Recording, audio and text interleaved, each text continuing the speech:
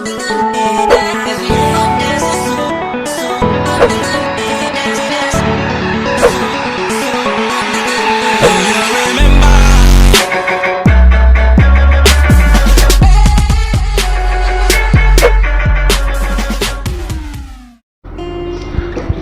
kalian sobat berita viral yang banyak penggemar film horor yang bergenre film zombie, dari Dawn of the Dead, Outbreak-nya Dustin Hoffman, Wreck, sampai rela mantengin serial The Walking Dead yang rilis setiap Februari dan September. Mirip ya kayak ibu-ibu yang selalu pengen nonton film sinetron yang berkelanjutan setiap episodenya.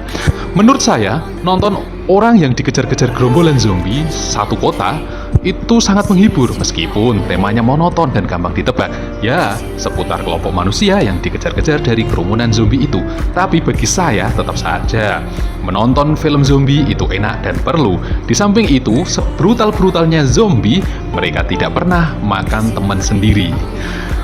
Film Cell yaitu adalah film yang belakang ini banyak diperbincangkan oleh publik.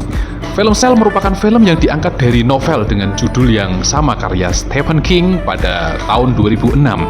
Sutradara Todd Williams dan sang produser John Cusack mewujudkannya menjadi film yang rilis pada tahun 2016. Film yang mengusung genre horror science, film ini dibintangi John Cusack, Samuel Jackson, Isabella Fuhrman, dan masih banyak lagi lainnya. Sayang, film yang dibuat berdasarkan novel Stephen King ini tidak terlalu istimewa dibandingkan dengan film blockbuster bertema apokalips lainnya. Cell rilis pada tanggal 17 Juni tahun 2016 yang disutradai oleh Todd Williams, box office 1 juta USD. Meraih rating kecil dari IMDb yakni 4,3. Sayang juga sih, sekelas John Cusack dan Samuel Jackson main di film biasa-biasa saja. Ceritanya dimulai saat seorang seniman, Clayton Clay Riddle atau yang memainkan John Cusack, memutuskan meninggalkan sang istri, Sharon Clark Sarulo, dan anak mereka, Johnny Riddle, yang dibintangi oleh Ethan Andrew. Kepergiannya setahun lalu guna fokus menyelesaikan novel yang tengah ditulis. Riddle berniat kembali pada keluarganya saat tiba di Bandara Internasional Boston. Baterai ponselnya habis sehingga ia menghubungi sang istri melalui telepon umum. Bertepatan dengan itu, jaringan di seluruh dunia berubah, menjadikannya orang-orang yang menggunakan telepon seluler itu menjadi zombie. Sementara itu, Riddle yang tak menggunakan ponsel selama dari wabah itu.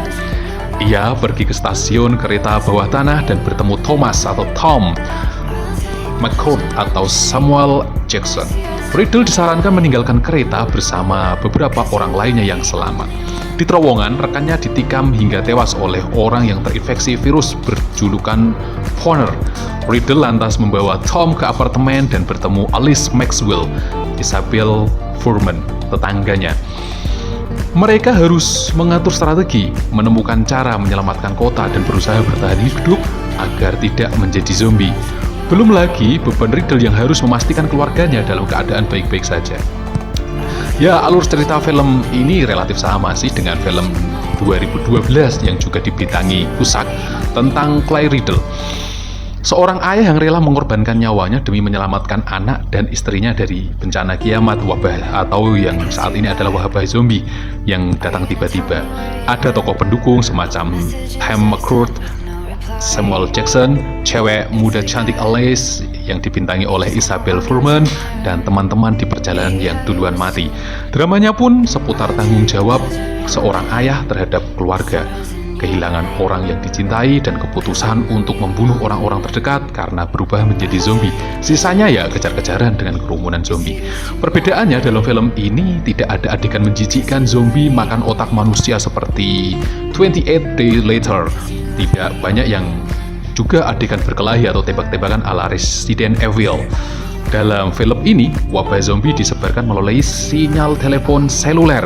Setiap orang yang menggunakan telepon seluler untuk menelpon, kecuali chat, main Instagram atau Twitter, ya, atau berkirim SMS, pada saat itu akan terkena virus dan berubah menjadi zombie.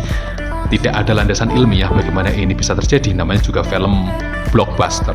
bukan tayangan National Geographic.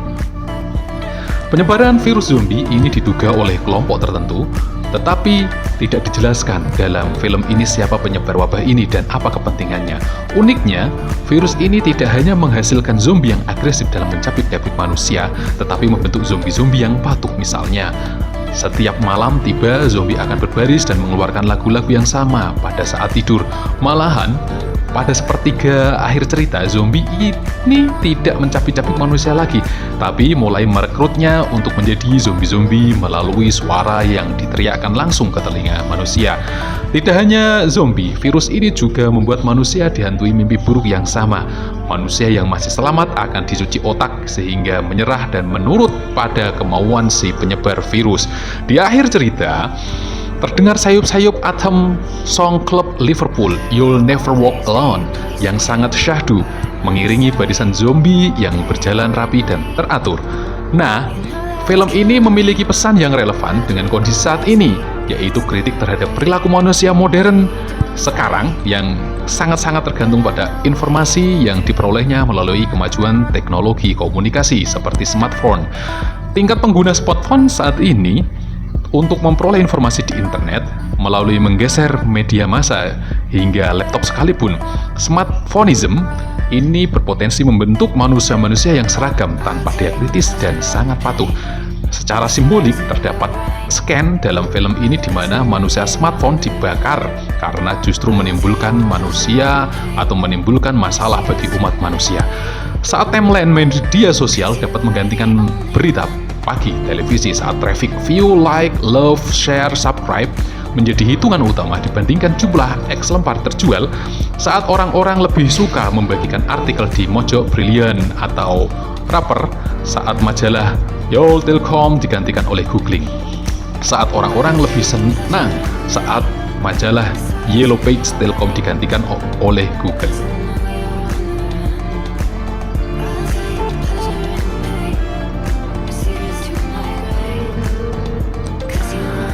Saat orang-orang lebih senang menonton YouTube dan live score dibanding menonton berita sepak bola sekalipun disampaikan oleh presenter yang sangat cantik macam artis-artis yang ternama. Ya, saat itulah informasi yang memborbardir otak manusia sekarang disebar tidak terpusat lagi, tapi justru secara merata dan sporadis oleh si penerima informasi tersebut.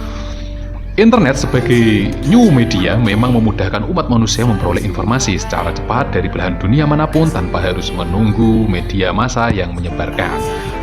Melalui berbagai platform media sosial, masyarakat dapat berperan sebagai pemberi sekaligus penerima informasi dan secara dinamis dapat berinteraksi langsung dengan si penyebar informasi. Suara-suara yang kadangkala tidak terwakili di gedung-gedung parlemen sekarang bisa lebih berperan dalam pressure melalui penggalangan solidaritas maupun petisi online. Semua berkat media online.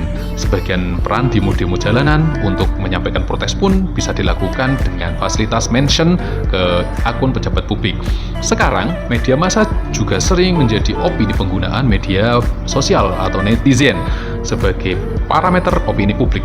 Tetapi smartphone culture ini memiliki sisi negatif, yaitu potensi tumpulnya daya nalar manusia untuk mengkritisi kesohihan informasi yang diperoleh maupun kredibilitas sumber informasi itu sendiri. Kemudian mengklik tombol share, retweet, report, atau regram. Berakibat mudahnya informasi tersebut tersebar, termasuk informasi hoax dan fitnah.